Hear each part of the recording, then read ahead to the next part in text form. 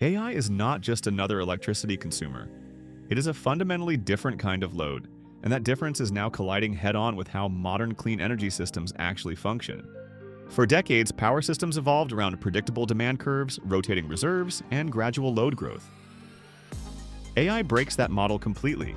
Training clusters, inference farms, and hyperscale data centers do not care about sunshine, wind forecasts, or grid congestion schedules. They want uninterrupted power every second of every day, with no tolerance for latency spikes, voltage drops, or forced curtailment. That single requirement is now exposing the most fragile assumptions baked into the clean energy transition. From a distance, the transition looks successful. Solar and wind capacity continue to expand. Levelized costs fall year after year. Battery installations multiply. On paper, the system looks increasingly affordable and abundant. But AI does not operate on paper. It operates at the margin where reliability matters more than averages. And at that margin, clean energy begins to look less like a solved problem and more like a stress test the system was never designed to pass. The first crack shows up in intermittency, but not in the simplified way it's often discussed. This is not merely about solar panels shutting off at night or wind turbines slowing during calm periods. Those facts are already well understood. The deeper issue is that AI workloads compress energy demand into continuous, high-density blocks. A single hyperscale data center can rival the electricity consumption of a mid-sized city, but without the natural demand flexibility that cities have. Residential demand ebbs and flows. Industrial processes cycle. AI does not. Once deployed, it draws power relentlessly, hour after hour, regardless of grid conditions.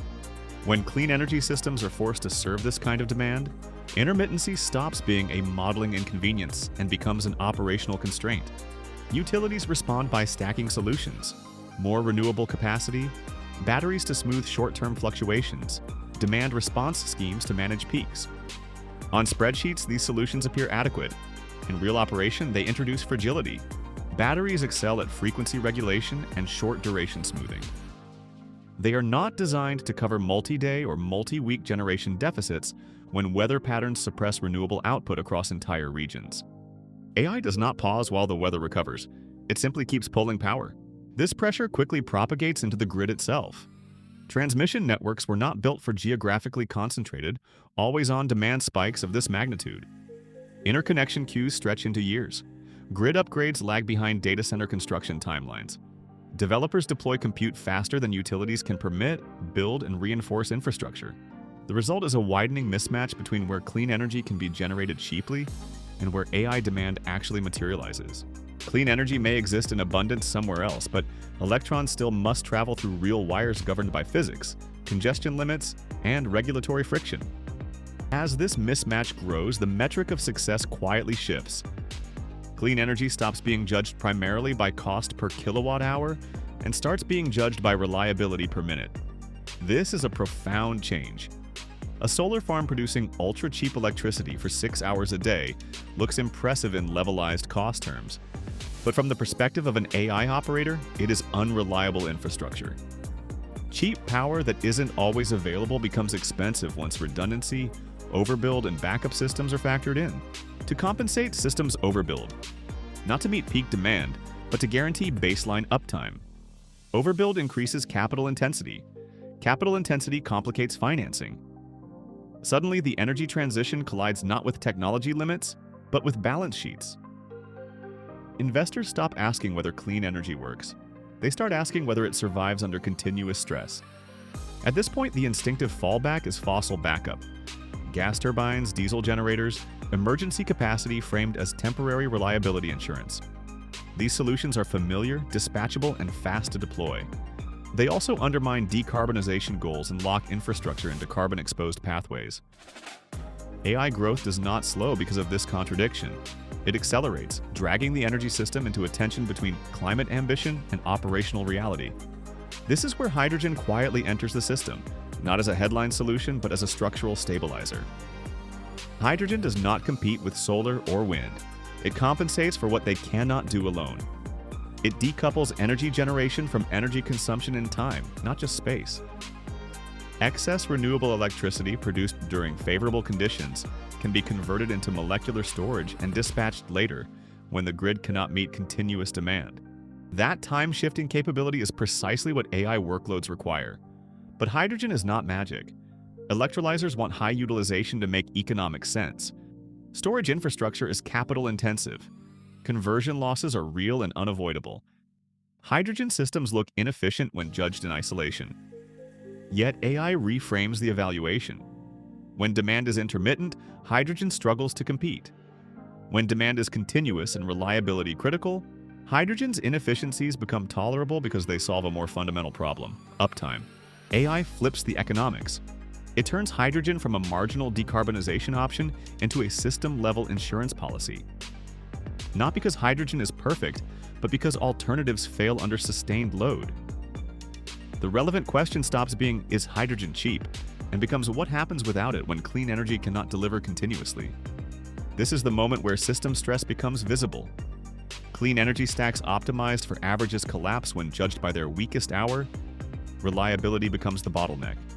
Utilization becomes the silent killer.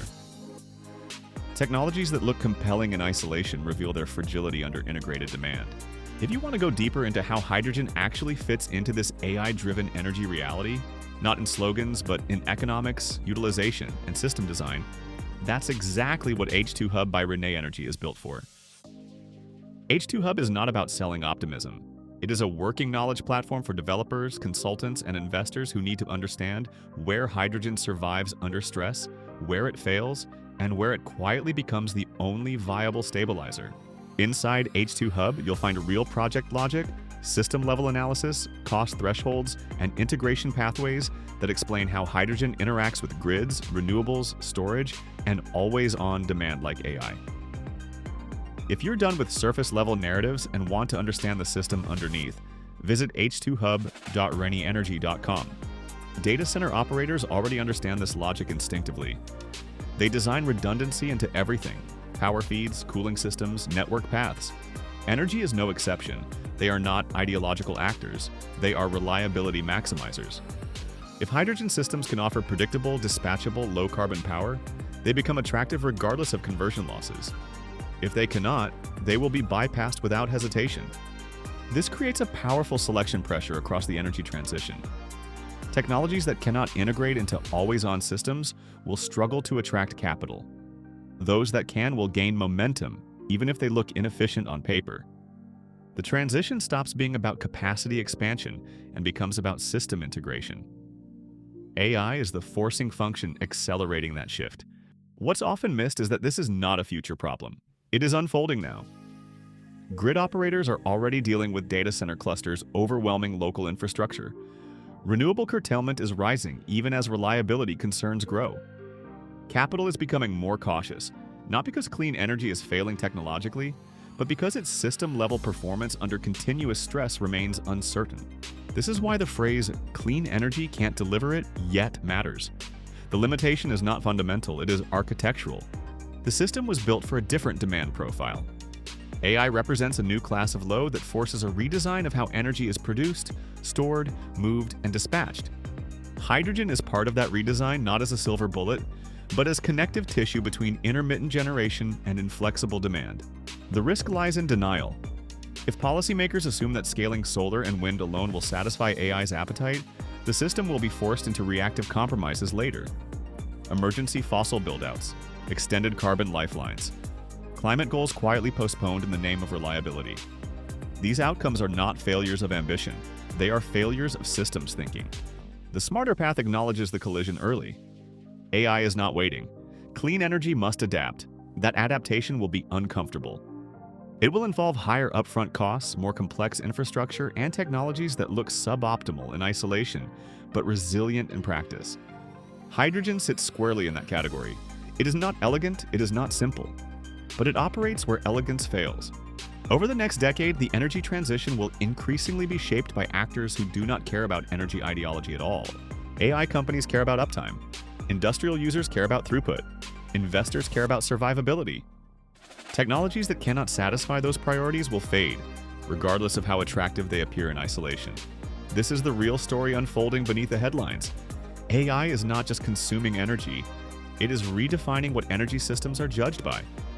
Clean energy's next phase will not be won by the cheapest kilowatt hour, but by the most reliable system under relentless load.